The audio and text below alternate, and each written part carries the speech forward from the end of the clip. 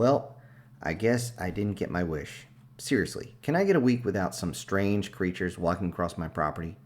I know they have to go to my neighbor's place on the other side of the swamp, but can they stop bugging me on the way by? First was that ice woman with black eyes, then another one with a really bad attitude that left scars on both sides of my torso. Now I gotta deal with a bunch of goblins trying to raid my sap buckets.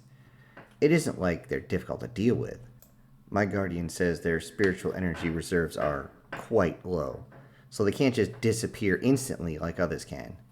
Though they have an annoying habit of destroying things on the way through. At first, I thought it was the wind knocking a bunch of buckets over off the taps, but nope. These annoying little things decided to pull them off and drink all the sap they could find. To my surprise, sweet things are like liquor to these creatures. I actually have found 4 of them passed out next to the collection bin. When I asked my guardian what to do, she responded, "They drank all the maple syrup." Right before, she picked one up and disemboweled it.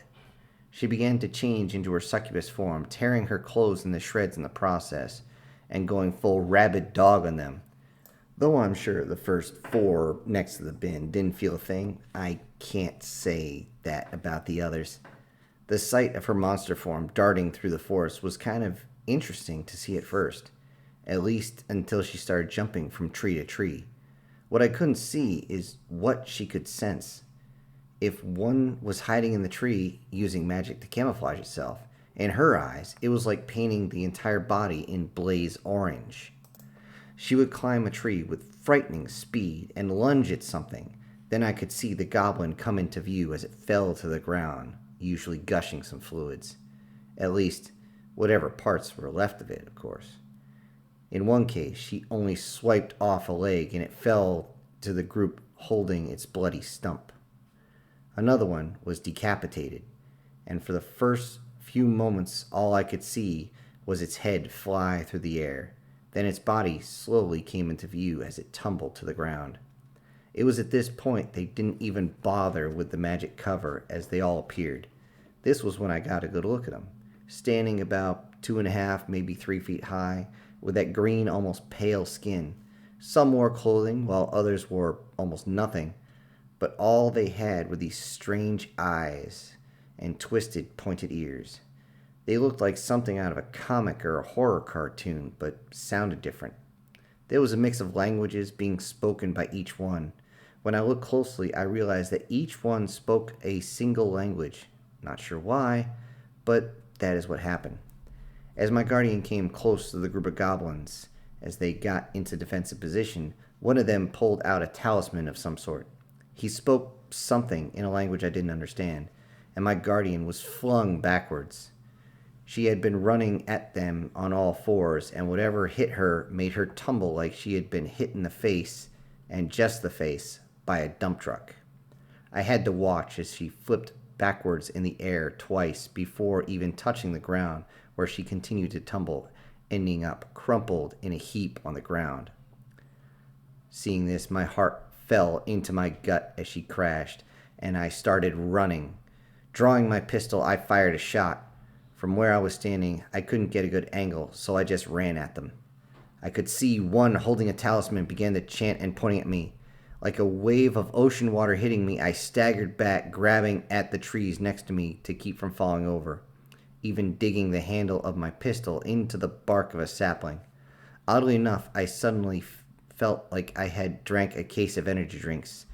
That is when I turned towards that little shit and smiled. I wondered if he knew just how much trouble he was in.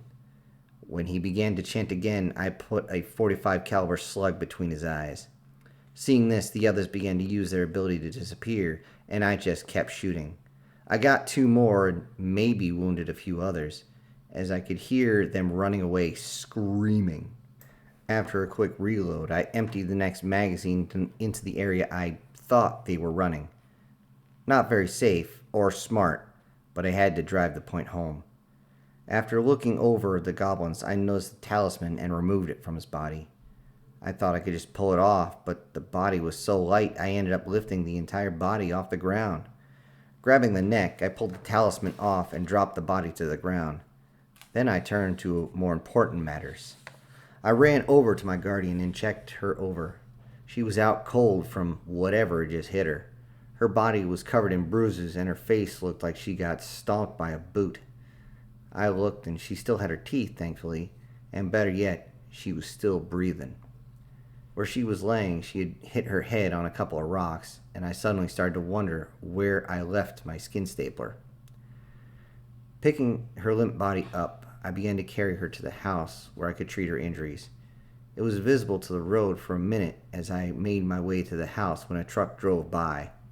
I just hoped no one saw her that way, with her wings dragging on the ground and her tail bouncing against my leg as I walk. Also, those torn clothes revealing her amazingly fit body would make any man want to look. Though the hard part was getting her through the back door without hitting her parts, i.e. her wings or tail, on the doorframe, or her horns for that matter. After putting her back together, I left her in the spare room and went back outside. It was going to be a long day of cleaning out buckets, collection bits, reattaching tubes, resetting taps. It was dark by the time I got in, and thankfully found someone up and about. My guardian was still in a bit of pain, but had made her dinner to thank me. Even though she can't cook very well, it was very well appreciated. I wasn't going to concern myself with the bodies outside. As far as I was concerned, the critters could eat well tonight. It's been a week since then, and there has been no sign of a goblin. My guardian says, once you scare them enough, they never come back. I told her, well, that's a relief. Then she added, yeah, if they were trolls, that would be a different story. She suddenly had my full attention.